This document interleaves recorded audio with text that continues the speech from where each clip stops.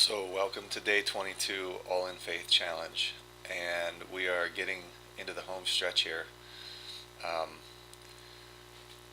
this is week 4. This is beginning of week 4, and this is a week that is going to be a little bit uncomfortable in some ways.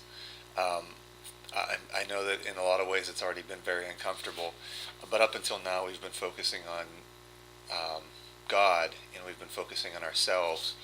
And this fourth week, we're going to be focusing on what our mission is as Christians. We're going to be focusing outside of ourselves, on the world around us. So today's title is Go. At the end of Matthew, Matthew 28, 19 and 20, Jesus tells his disciples to go into all the world and make disciples. He commands them. It's a commandment. And to make disciples of all nations, and he'll be with us till the end of the age. But the language is very active. Go into all the world and make disciples. That's our mission. That's when Jesus started his ministry. We see him calling disciples.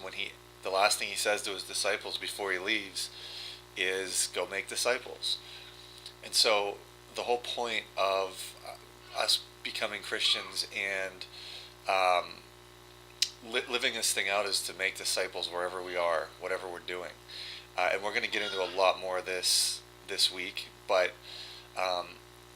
we miss it a lot of times because we come to Christ and we're very content to just sit and take in and take in and take in and take in and consume and consume and consume.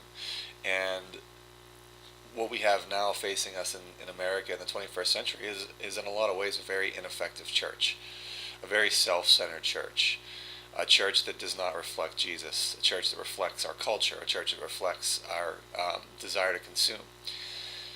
And so we're going to be talking about that this week. What does it mean to go out and make disciples? What does it mean to our family? What does it mean to our friends? What does it mean to ourselves? What are the risks involved? It's the place where it's not a comfortable place a lot of times because it's active, and yet it's the main thing that Jesus told us to do. So we're going to be talking a lot more about that this week. So prepare yourself to go. Prepare yourself to look outside of yourself.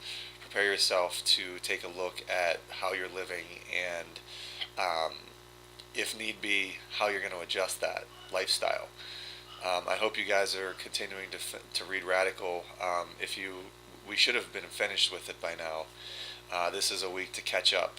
So, if you haven't finished Radical, make sure you do that this week, because we need to all end at the same place.